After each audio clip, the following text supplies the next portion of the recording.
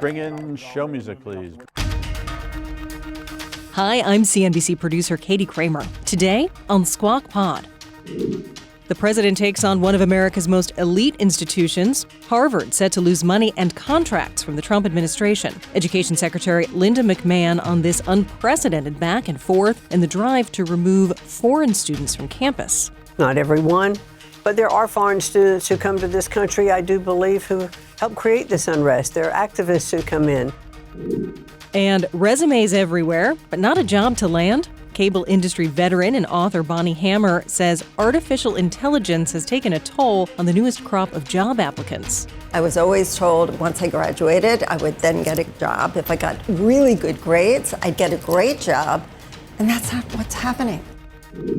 Plus, it's a stressful but exciting time to be a New York Knicks fan. The crypto world unites in Las Vegas, and Elon Musk is on the record with some doubts about the president's big, beautiful reconciliation bill. He's sad about Doge, right? Right. It's Wednesday, May 28th. Squawk Pod begins right now. Stand Becky by in 3, 2, 1. Cue, please. Good morning, everybody. Welcome to Squawk Box right here on CNBC. We're live from the NASDAQ market site in Times Square. I'm Becky Quick along with Joe Kernen and Andrew Ross Sorkin. SpaceX launching its Starship rocket last night from its facility in Texas. Though the launch was successful, the unscrewed mission encountered problems about 30 minutes into the flight. The first stage heavy booster exploded shortly before an expected splashdown, and fuel leaks on the upper stage vehicle causing it to spin uncontrollably before its planned re-entry back into Earth's atmosphere. Now, before breaking apart, it made further into space than ever before. The 400-foot tall spaceship being developed to be used for future missions to Mars. CEO Elon Musk saying that SpaceX plans to increase the frequency of Starship launches to about every 3 to 4 weeks. So this is just the beginning of that. And then, of course, there's this other news that Elon Musk made. He had actually said something like this, what you're about to talk about, Not surprising. online last week on X, but it's gotten a lot more attention just even in the past 24 hours. I think that. How's that set up for you? Well, I think the launch actually was screwed. Is what happened. I don't really think it was unscrewed. You know what it was uncrewed. But the only thing I thought watching that was, man, rocket science is hard. It is. It's weird, too. You wonder how you fix it, and once you fix it, is it fixed? Forever? Yeah, Right. Because you don't want someone on there. Something like, the wording is rapid disassembly. Rapid unscheduled disassembly. Yeah. Here's the other news. If you're heading up Doge, you probably never are going to be that happy with satisfying all the constituencies in the Republican Party. This is what he said, the head of the Department of Government Efficiency speaking out against President Trump's big, beautiful bill that passed the House last week. Musk did an interview with CBS Sunday Morning that is set to air this weekend. And here's a clip that was released by CBS last night. I was disappointed to see the massive spending bill, frankly, which increases the budget deficit, not just decrease it, and undermines the work that the Doge team is doing. I think a bill can be big or it can be beautiful, but I don't know if it can be both. My personal opinion. And those concerns echo those of some Republican senators who are pushing for more spending cuts. I don't know. This is the 2 years. You finally get in. I've said it again and again. You finally get in, and you're already worried about getting reelected. And you got blue state guys, you got gals, and you got, Trump wins by 30% people on the other side. So it's like a fractured House and Senate. It's messy. Within Intra-party. Intra-Senate, intra-House. The good, you don't want to give up the good for the perfect, but there's certainly, when you got all three branches, you shouldn't be worried. That's why term limits make sense. It's such a slim margin. But you shouldn't be worried about what happens in 2 years. You should do what you have to do when you get a chance to do it. And Democrats didn't do it either. Everybody's worried.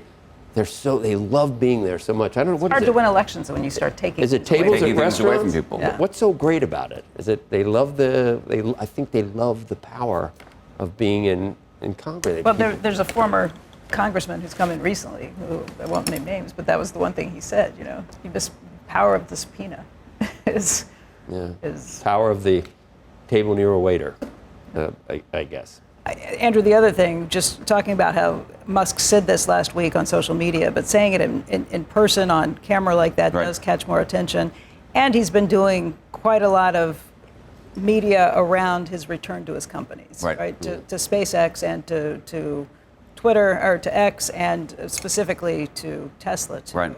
And that's kind of him signaling to everybody, I am back in it, running these companies. And the more he says it, though, but the more he says that, I mean, he's saying that for two reasons. One is he's sad about Doge, right? Right. Spent all this time on Doge. Right. They do all the things. Do all that and stuff. then they undo, I mean, effectively, in terms of dollar numbers. It, right. It doesn't even, it's almost undermines like it shouldn't even undermines what they're trying to do. Right. Exactly. On the other end, by saying this, it also, I think, to the extent he wants to, and I don't know if he wants to separate himself from the president, but to the extent that he's wanting to say, look, I really am back in business, and I'm not really that as engaged with what's going on in Washington. I think he says what he thinks, too. I think you're right, that he is disappointed by what happened with Doge. He's not somebody who has to kowtow to anybody else's line on this. He says what he thinks. When we hit $2 trillion or whatever we hit for a deficit, and someone says, what the hell happened, Elon? Right. He's going to say, I told you. It gives him some cover that no one can control either party in terms of deficits and growing government. Crypto enthusiasts are gathering in Vegas for Bitcoin 2025. Our MacKenzie Sigalos is there with the key issues at the conference this morning. What's going on? So, Andrew, 1 year after Donald Trump helped bring crypto into the GOP mainstream with a surprise keynote at this very conference, his vice president is picking up the mantle. J.D. Vance headlines the main stage with a message casting crypto as central to the Trump administration's economic agenda. A source familiar with his speech tells NBC News that he'll contrast Trump's pro-crypto stance with what he'll call Biden-era over-regulation, pledging to cut red tape and expand everyday access to digital assets. Now, expectations are high. Bitcoin is up 61% since Trump gave the keynote here last year. They've also got Capitol Hill's top crypto backers on site this week, talking specifics on stablecoin legislation. Senator Cynthia Lummis says that Republicans and Democrats have been negotiating for weeks, and a cloture vote on the Genius Act is now set for Monday. House Majority Whip Tom Emmer and Senator Bill Hagerty say they're confident that Congress can pass both stablecoin and market structure bills before the August recess, just as President Trump requested. And in terms of the after parties on the ground here, Tuesday night, Vance was the featured guest at a private fundraiser in Las Vegas, hosted by MAGA Inc., with tickets starting at $1 million a seat, but no word yet on the total raised by the pro-Trump super PAC. Andrew? MacKenzie, so what stays in Vegas? What happens in Vegas doesn't really stay in Vegas, is what you're basically saying. I'm curious about Bitcoin and sort of the breakout, which way it could go. Obviously, I think your crowd is praying for it to go up more than it is now. What are they talking about there?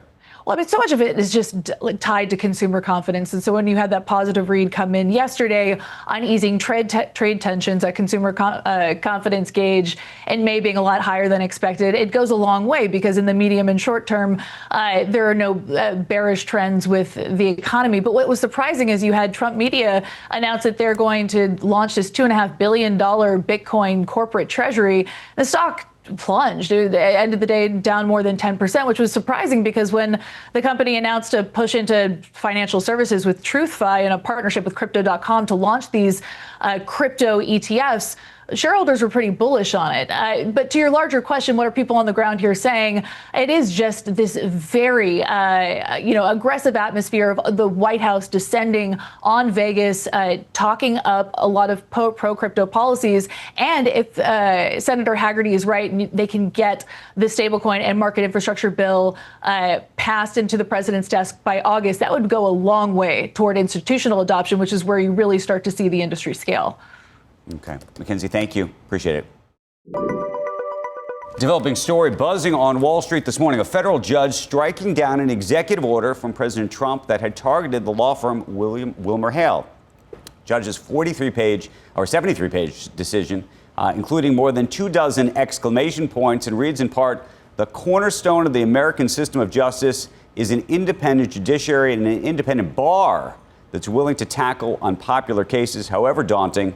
The founding fathers knew this exclamation point. This is now the third time this month that a judge has ruled against President Trump's efforts to punish law firms with employees who are viewed as his political enemies or have challenged the White House and its initiatives. And interestingly, the big question now is whether law firms like Paul Weiss, Skadden, and some of the others that effectively capitulated and settled these cases early are now saying that they, I mean, had they gone with Wilmer Hale, they would have won the case. I mean, it's a very straight situation. I think everybody knew that what the White House was doing was illegal, that the judges were going to come down on the side of the law firms. And what happened was you had a situation where Paul Weiss specifically, because they were really the first to go, decided that their commercial interest, they were convinced that their commercial interest was greater, either short or longer term, than some other interest. Right. And you had, interestingly, just so many lawyers inside these firms, almost like an intramural feud going on about whether they should be doing this. You had some threatening that they were going to leave. You had the corporate lawyers threatening to say, you need to go along with Trump because I'm going to lose my corporate clients. Right. And you had the litigators saying, this is completely an immoral, crazy thing, and it's against the oath of being a lawyer, because our job is to represent people in these kind of circumstances. So here we have it. I'm sure this case, by the way, will be appealed by the Trump administration and may ultimately end up at the Supreme Court. So we'll see where it lands. I wonder what the timeline would be for that. I imagine that it would be years. I mean, I think there's, because there'd be, at least a year or two. What a performance, not by the Knicks necessarily, but what a performance by Halliburton last night. We'll talk about that in a second. The New York Knicks, one loss away from elimination. The Indiana Pacers took Game 4 last night. It was a triple-double for Tyrese Halliburton, first player in playoff history to record at least 30 points, 15 assists, and 10 rebounds. No turnovers. Did not commit a turnover, and actually 12 rebounds. It was 32 points, 15 assists, 12 rebounds, no turnovers. His dad was back. His dad, John, was back in the field house. This is the way that the New York Post, I mean, that's cold, I think. Brunson got fouled and got knocked down, but they show him down, they're like, oh. But Brunson's been unbelievable. He has been, but it's been 51 years. And people were, I don't know if I ever really thought they were going to win everything, but it's been a 51-year drought. But it's given the city a lot of, all the celebrities are out, Timothy Chalamet is there, like Ben Stiller and just all the Spike Lee. It's exciting. It's exciting if you're in New York. And by the way, if you're in New York. It's an exciting year for Villanova, too. Not only do they have this whole team with Brunson and the rest of them, they've got the Pope. They got the Villanova, too. Yeah. But it's, you can't take anything away from Brunson. He's been amazing. He had like 31 points last night. Yeah, he did. But he's fourth quarter, he says he didn't. He's got to step it up. Yeah. Game 5 tomorrow night, back here in New York. 3-1. Uphill battle, but you never know. Tease will be next. Coming up on Squawk Pod, Education Secretary Linda McMahon. The Trump administration is pressuring Harvard and eyeing other revenue streams, like treating rich universities more like corporations. That's billions of dollars that could come into the government if this endowment revenue is taxed. Boy, and how could we use those billions of dollars? Could they provide other scholarships? Could they provide money in other forms?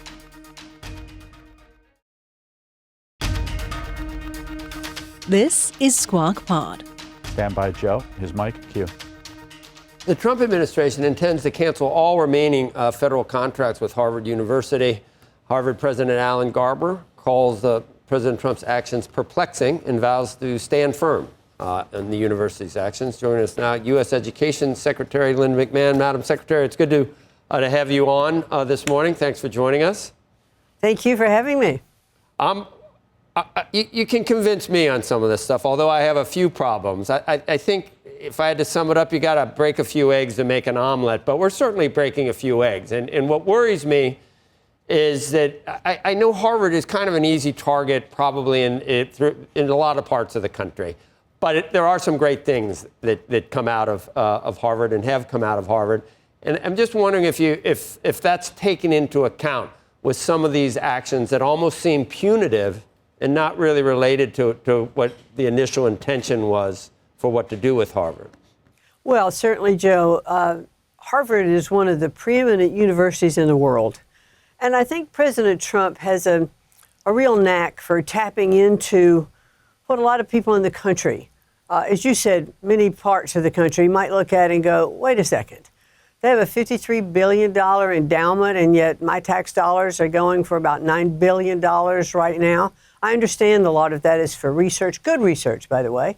And universities should continue to be able to do research as long as they're abiding by the laws and are in sync, I think, with the administration and what the administration is trying to accomplish, but primarily abiding by the laws. And when we looked at different aspects of what Harvard was doing relative to anti-Semitism on its campuses, they were not enforcing Title VI the way it should be. And we had conversations with President Garber, and I expected that we would have more, but Harvard's answer was a lawsuit, so that's where we find ourselves, right now.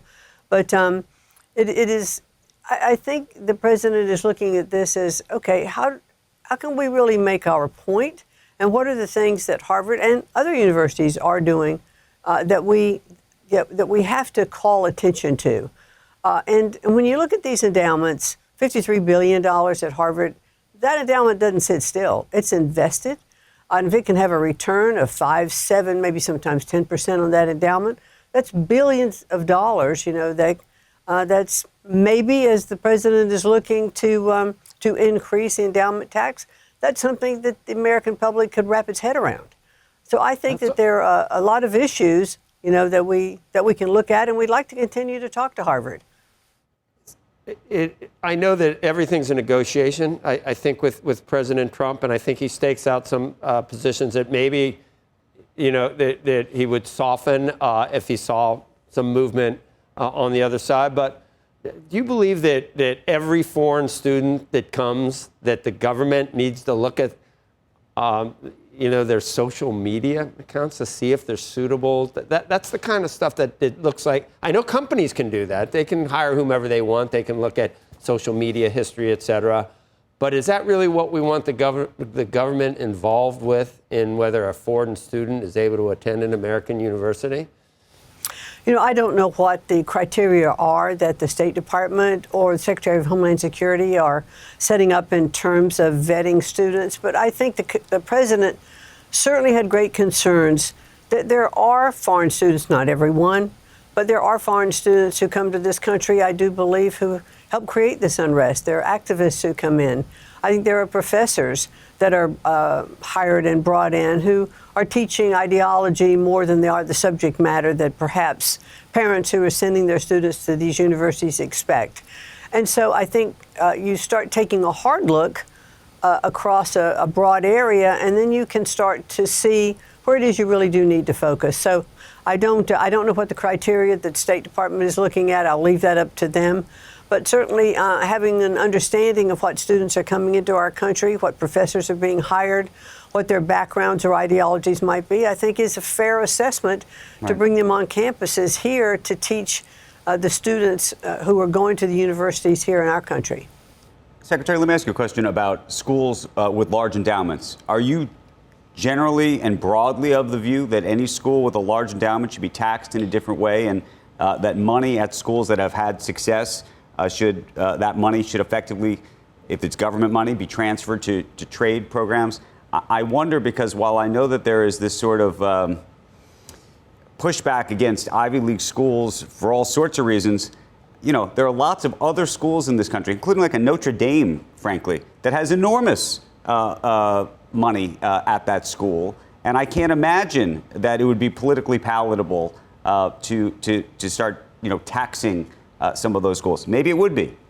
Well, I think that's one of the things that the president has talked about, and in the reconciliation package is taking a look at, should we tax the revenue on endowments at these at universities that have these substantial endowments. As I said, these endowments don't sit still. They're invested. They can often throw off big returns. And I think what the president has suggested is perhaps taxing these endowments at the top corporate tax rate of 21%. Right now it's 1.4% on certain universities, that have a certain population. And you are taxing the delta of over $500,000, per pupil. So, there are some criteria in there that needs to be looked at. But I think taking a look at all of these issues, it's billions of dollars that could come into the government if this endowment revenue is taxed. Boy, and how could we use those billions of dollars? Could they provide other scholarships? Could they provide money in other forms? And I think the general public will look at that and say that might be a reasonable approach to take a look at. And I think if I could just continue to make this point, sure. I do believe that generally we are taking a look at how education should be different. There is not the demand as much for four-year universities in terms of, no, if we're looking at doctors or lawyers or engineers or those kind of things, yes.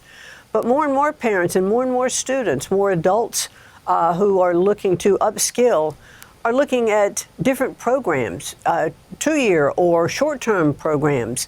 And one of the things that we've talked about at Department of Education suggesting are short-term Pell Grants, and we've seen that's a bipartisan effort that's coming out of Congress because we believe there are other ways to train people to make a good living for their families in this country and maybe not go into the debt of four-year universities. So I think the paradigm looking at education is shifting. I guess that makes sense, looking at trying to figure out what is going to be most beneficial to the American population. But is this something that is just targeted at Ivy League schools, or is this something more broadly at four-year institutions overall? And I guess you could look at some of the schools with major sports programs. Should they be targeted more to pay more taxes because they're more of a business than they are an educational onset at some of those issues? Well, I haven't looked at or had any conversations with the president about that. But, you know, what really, I think, triggered a focus for the larger elite universities, especially in the Northeast, was the lack of attention that was being paid in the enforcement relative to anti-Semitism. And one of the things that President Trump did campaign on was he said he was going to put a stop to it. It was illegal on campuses. It was clearly in violation of Title VI. These are civil rights issues on campuses, and parents who are sending their children to these schools and those students that are on campuses have a right to study in a safe environment and not be afraid to be on campus. And that's what we were starting to see, and it called our attention to that. And then we started, as in the general movement of changes in education thought, as I mentioned earlier, I do think that we started to delve a little deeper and to make sure that we were trying to encompass, well, how should we be looking at education all across the country? But there was a focus in the Northeast to start with these elite universities, because that's where we saw most of the issues happening. Secretary, real quick, what do you make of the judge effectively stopping some of what this administration is doing? I mean, when you talk to lawyers in this country, most ultimately actually think that the administration is going to lose this case.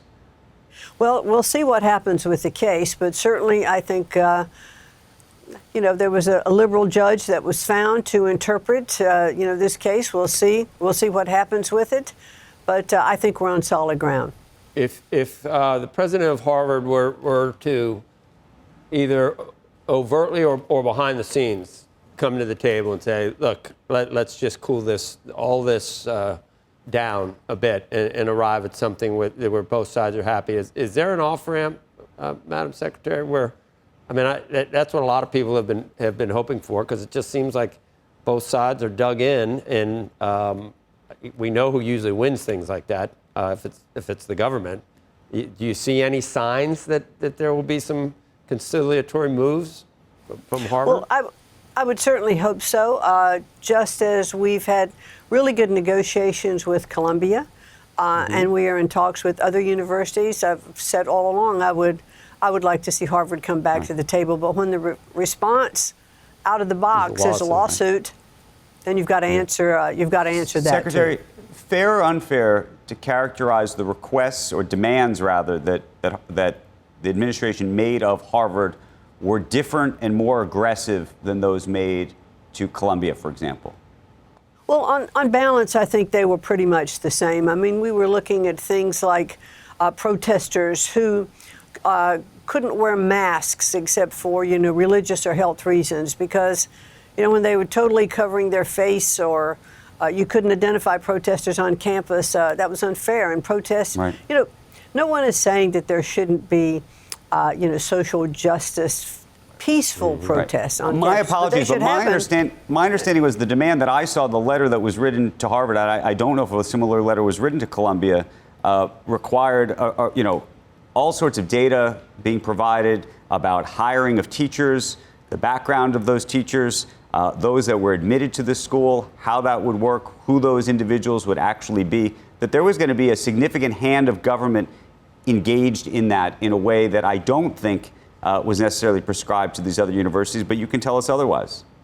Well, the letter was intended to prompt Harvard coming back to the table and for us to continue with our negotiations, and we were exacting in the letter, and I think that those are things that would be worthy to discuss and have answers to.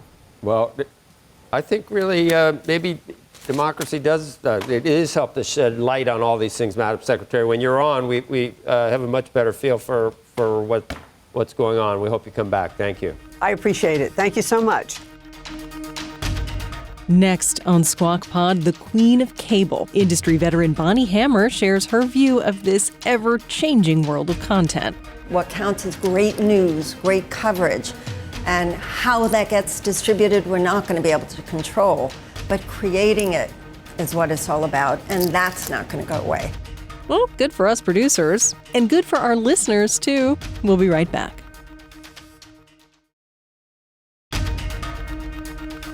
Welcome back to Squawk Pod. Up and Becky, Q. You're watching Squawk Box right here on CNBC. I'm Becky Quick along with Joe Kernen and Andrew Ross Sorkin. It is graduation season, and our next guest has some vital advice for those who are just entering the workforce.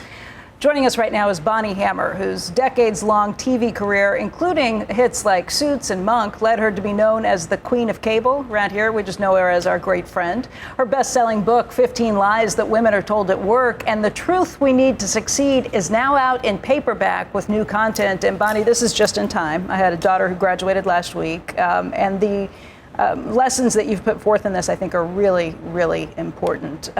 One of the things that kind of surprised me that you're pointing out with this is that when you talk to a lot of directors, corporate level people, about what they're looking for in the workforce right now, Gen Z is not on their list.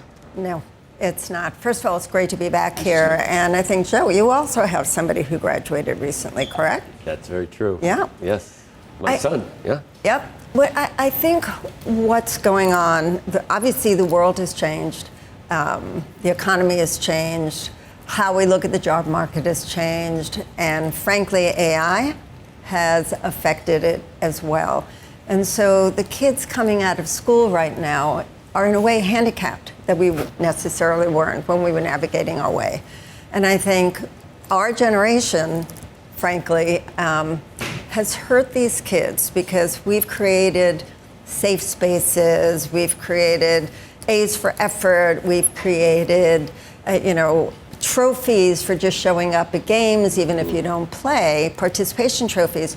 So the kids are coming out far less prepared and are assuming they are earning the right for a first job. And that's not the case. These kids really have to show their worth by actually putting up their hand, being willing to do jobs that they're not necessarily willing to do.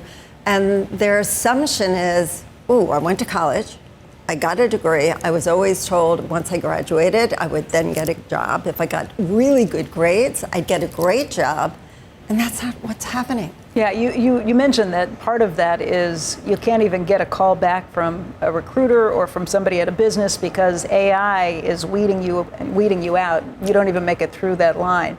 What do you tell graduates at that level? How do you get a foot in the door, even if you are willing to take that job that nobody else does? First of all, they have to create the opportunities for themselves, because what most kids don't even realize, these AI algorithms are the first things looking at their applications. It's not a human being anymore. And they're not necessarily going to get callbacks. So they have to take advantage of every opportunity that's out there. They have to be willing to talk to friends, take jobs that have nothing to do with the supposed career they want to move into. And I have one very close friend whose son, Ivy League graduate, going to graduate cum laude, applied for 200 different jobs through the university portal. He received not a single offer for a real interview out of 200. But what he did was, a friend had said that there's this dinner that a couple of people are no-shows at, were an introduction dinner for potential jobs, etc. He rented a car. He drove 200 miles to show up at that dinner. He didn't know why or how, but he was having no luck whatsoever. And he just started talking and winding around. He said he was very insecure, but he was going to talk to everyone. He left that dinner with an opportunity for an in-person interview. That in-person interview led to a job. But isn't that the only way now? I mean, when you say somebody's applying for 200 jobs, it just seems to me what's happening also is the technology has allowed people to just click boxes.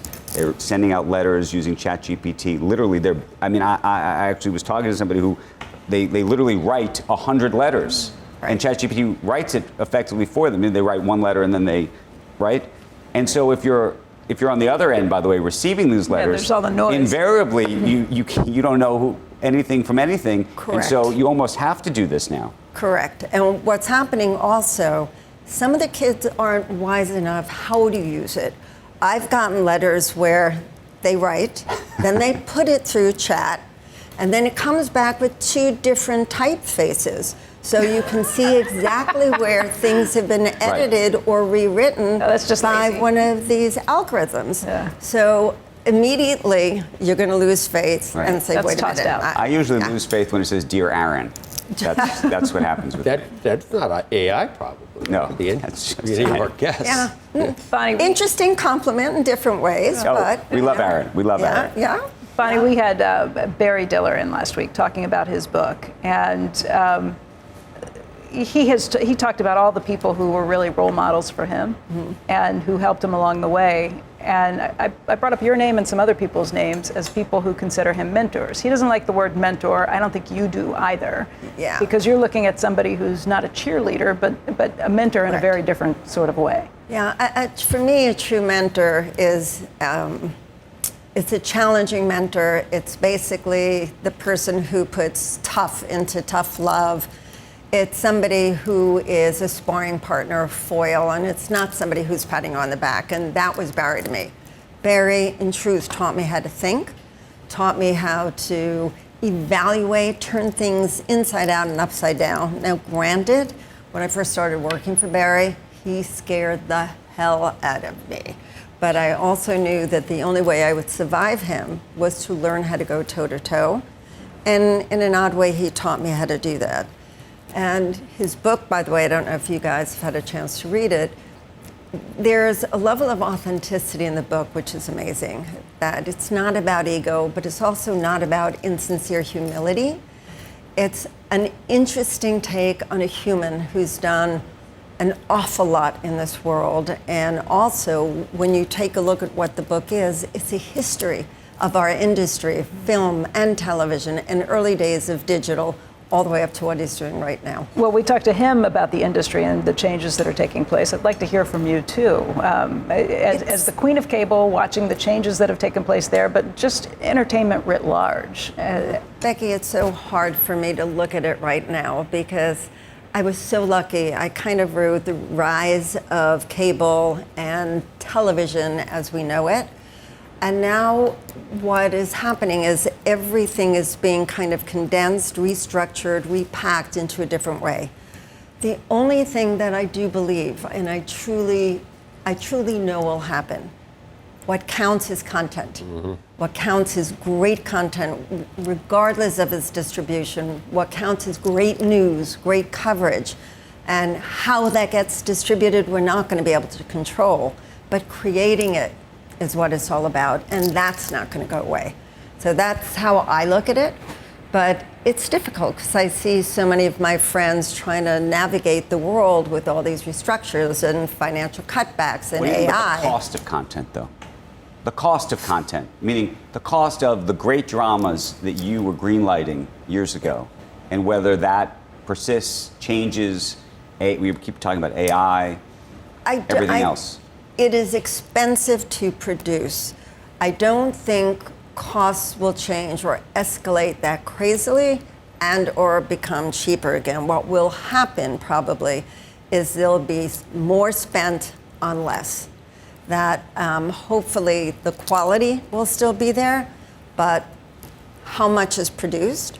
But I do think what'll end up happening, all of these different platforms, all of these streamers, they're not going to be 60, 70 streamers. They will be condensed almost like cable was years ago. So there'll be less content. How? Less content. Yeah, less content, or what'll happen is these streamers will be bundled, just like cable used to be, where everybody had their little cable channel, but after a while, there were different entities that would serve you 20, 30, 50 different cable channels. Right. I think that's going to happen Because you can't with expect the consumer to pay for 20 or 30 or 40 different distribution forms. You can't expect them to navigate it. Right. And it's hard for, audiences to find it. Yeah. All the descriptions after a while kind of feel the same. Right. So. I mean, Barry's deal was that don't discount legacy assets, that don't just assume the transition just happens and they're gone and streaming's everything. And I think we're seeing that, right? Yeah, legacy is really interesting. If I look alone to see what happened with Suits, when you take a look at when we produced it. Yeah. It became bigger than ever in a different. That's exactly right. A different pipe. It got, at the back end, went to Netflix, Right. and it completely took off. Bonnie, That's what we're hoping. yeah. That's what we're hoping. Yes, but then the question. No, but here's the real question. If we're going to be honest about it. So then LA Suits comes along. Right. It doesn't work. Why doesn't that work? Right. I'm not convinced it didn't as a viewer. Okay. And I had nothing to do with LA Right. Suits, so I'll put it out there. But as a viewer, I thought it was well done, and I thought that it had much of what the original Suits had. But the selection process now, and all right, if I want to do this, then I have to cut that. So I watched that show and thought to myself, that show would do well on Netflix. Correct. Okay, so this becomes a very interesting question, though, about what is it about the distribution vehicle for a certain type of show to work relative to another kind of show? And also the bulk of what Netflix or a Peacock or an NBC is able to offer. Would that have survived for another season if, in fact, it already had a link to Netflix or something else? Right. My Maybe. gut, I think so. Yeah. Right. And Aaron's a really good writer, and it grew over the number of episodes, too. It really did develop So they should have into... put. So you would see. I would have put it on NBC and then flipped it to Netflix almost immediately, and then you could have grown the next piece of it. Yeah, but that gets a little controversial, too, I know. in terms of who owns it, where's the money coming back from, if you're putting it out to start, are you really going to get it back? It's complicated, much more complicated than years ago, where we would produce something, it would have a back end, everything would be out there from the minute you greenlit something, and now it's much more competitive and harder to kind of find that path. Yeah, and we're learning as we go. Can I ask one other one? Of course. User-generated content? Because user-generated content, Yeah. I mean, YouTube. The reason I mention this is we keep talking about all the streamers as if that's where everyone's watching, and the truth is that most people actually, just straight up eyeballs, are going to a place like YouTube. Right, and a lot of people are starting to produce for it and experiment, because you can do a gazillion little productions, see what happens, and they can be ignored or they can pop. If they pop, you can push more money in it and let it go. And it's far less expensive to produce for. And anybody can then call themselves a producer. Right. Bonnie, this has been great. We love having you in. Love seeing the book out in paperback. And hope you come back and talk to us more. Again, the book is called 15 Lies That Women Are Told. It's out in paperback at this point. We had you on last year to talk about the hardcover, and we always appreciate seeing you. And I love being here. Thanks. That's Squawk Pod for today. Thanks for listening. Squawk Box is hosted by Joe Kernen, Becky Quick, and Andrew Ross Sorkin. Tune in weekday mornings on CNBC at 6 Eastern, or follow Squawk Pod wherever you get your podcasts and get the best of our show anytime you want. Follow us on X as well, at Squawk CNBC. Let us know what you think of the show and the podcast there. And that's it. Have a great day, and we'll meet you right back here tomorrow. And we are clear. Thanks, guys.